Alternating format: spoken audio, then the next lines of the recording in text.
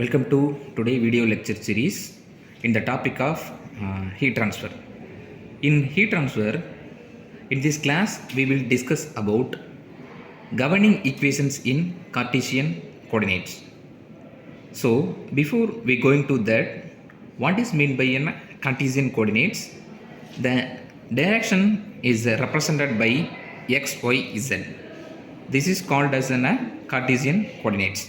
So here we consider is a rectangular section in the direction is x, y, z. So in a rectangular coordinate system, the temperature of a particular position within the medium is given by the direction is x, y, z with respect to the time t. So in this governing equation, the small element, the direction will be represented in dx in x direction and dy in y direction and dz in z direction. So here it is an amount of heat entering into the element in xy direction is represented by qx, qy and qz.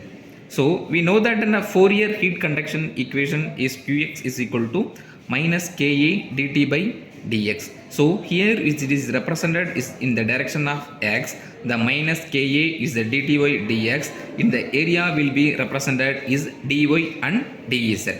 So similar for the direction is qy direction and qz direction. So the direction of qy heat transfer is similar from the z direction minus k dt dy into dx and z, and also for the same as for qz is equal with represented by the area is in replacement of dx and dy. Amount of heat leaving from the element in xy direction, and the second part of the Cartesian coordinates is the amount of heat leaving from the element in xy z direction is qx plus dx and qy plus dy and qz plus dy. And we know that the Taylor expansion series is qx plus dx is we adding from that equation qx plus and dx is the represented the term of dou pi by dou x into dx, and qy for is dou pi y by dy into dy, and qz plus dz is equal to qz plus dou pi z by dou z into ds. So the amount of heat generated within the element is equal to q dot into the area is of the volume is dx, dy and dz. So where is the q dot is equal to rate of heat generated per unit volume. The amount of heat stored in the within the element. The next part is the amount of heat stored within the element is equal to rho c dou t by dou t in the volume of dx, dy and dz, where rho is a density of the material, c is a specific heat capacity of the material, and the dou t by dou t is a temperature change with respect to the time in the elemental volume. So the energy balance for the small elemental volume is given by is equal to, we are adding the previous two and the final one is heat energy conducted in the element plus heat energy generated in the element is equal to heat energy conducted out of the element plus heat energy stored in the element. So we are adding this equation with the representation of heat transfer is qx plus qy plus qz plus q dot dx dy dz is equal to qx plus dx plus qy plus dy and qz plus dy. In the term of rho c dou t by dou t in dx dy dz.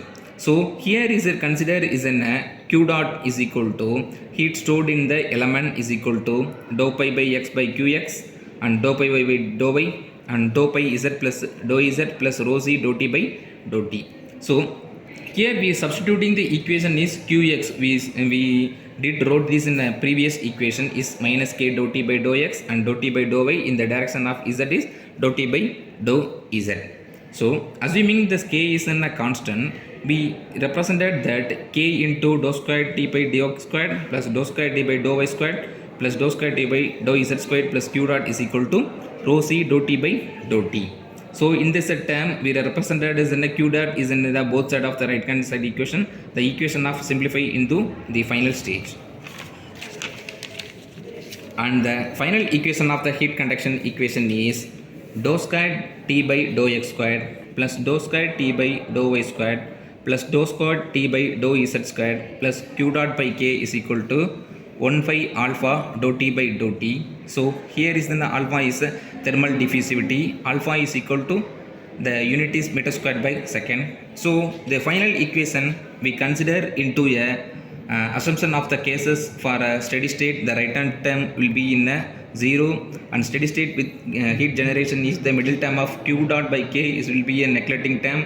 And 2D equation we consider the equation of x and y direction, and the one dimensional equation we consider z direction. So this is the equation of heat conductor general equation in Cartesian coordinates.